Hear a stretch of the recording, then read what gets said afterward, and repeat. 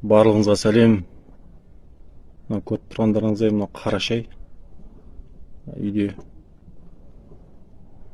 сүт болмай қалған ғой енді. Сол бір сіздермен бір ауылдың артықшылығын бір бөлісіп жіберейін деп.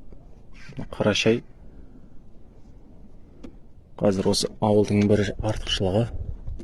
Осылай кружкамен келесің да тұрған сиырдан сауып, осы жерден ішіп аласың.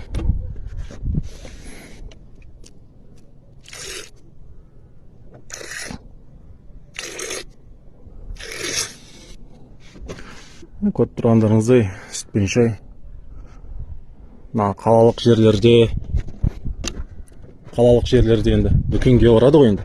Сүт бітік болса, біздерде қораға келесің.